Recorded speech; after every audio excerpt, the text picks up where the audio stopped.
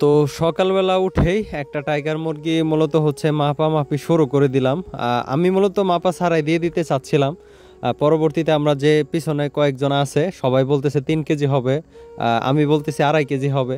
তো এই জন্য মূলত হচ্ছে মাপটা দেওয়া। তো আসলে পরবর্তীতে আমার ধারণাটাই ঠিক হলো। এটা হচ্ছে ওয়েটটা 2 কেজি 800 গ্রাম। তো এটা হচ্ছে আমার খামারের সবচাইতে ছোট মুরগি, দেখতেই পারতেছেন আপনারা। তো কাকে দিচ্ছি, কেন দিচ্ছি সেটা আপনাদেরকে আজকের ভিডিওতে জানাবো। আসসালামু আলাইকুম, শুভ সকাল। আশা করি সবাই অনেক বেশি ভালো আছেন। আলহামদুলিল্লাহ, আল্লাহর রহমতে আমি অনেক ভালো আছি। তো দেখতে পারতেছেন সকালবেলায় স্কেল এবং হচ্ছে একটা টাইগার মুরগি নিয়ে বসে পড়লাম মাপামাপি করার জন্য।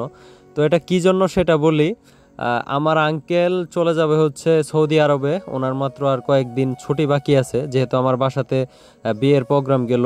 তো উনি মূলত ওনার জন্য মূলত হচ্ছে এই বিয়েটা এত হুটহাট করে করা। তো ওনার একটা ইচ্ছা হচ্ছে যে একটা টাইগার মুরগি খাবে, কারণ হচ্ছে টাইগার মুরগি উনি আগে কখনো খায় নাই। তো এই জন্য মূলত হচ্ছে ওনাকে একটা মুরগি দেওয়ার জন্য মুরগিটা বের করলাম। উনি বলতেছে যে ছোট সাইজের একটা মুরগি দেওয়ার জন্য।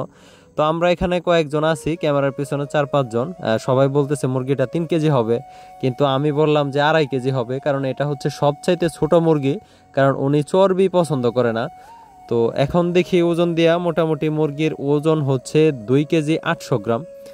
তো যেহেতু উনি প্রবাসী মানুষ, প্রবাসে চলে যাবে, পরবর্তীতে কোন সময় আসে না না আসে এটা আসলে ওইভাবে বলাও মুশকিল।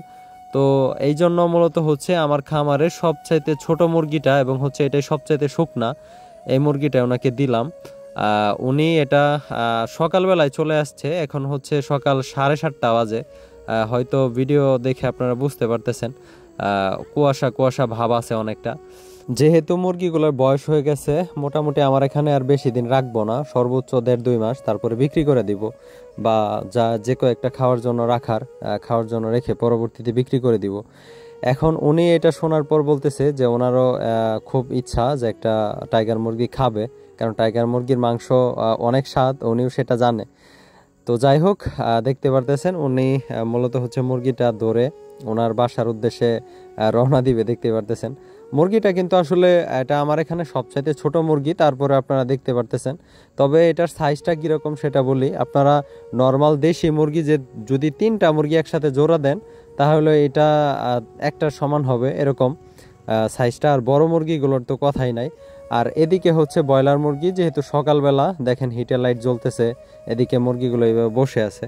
তো যাই হোক, আজকের ভিডিওটা দীর্ঘায়িত করব না, কারণ হচ্ছে শর্টকাটের মধ্যে শেষ করে দিব। তো ভিডিওটা আজকের মতো এখানে শেষ করছি। ভালো থাকবেন সবাই, আবারও দেখা হবে নতুন কোনো সময় নতুন কোনো ভিডিও নিয়ে। সে পর্যন্ত সবাই ভালো থাকবেন, সুস্থ থাকবেন। আসসালামু আলাইকুম, আল্লাহ হাফেজ।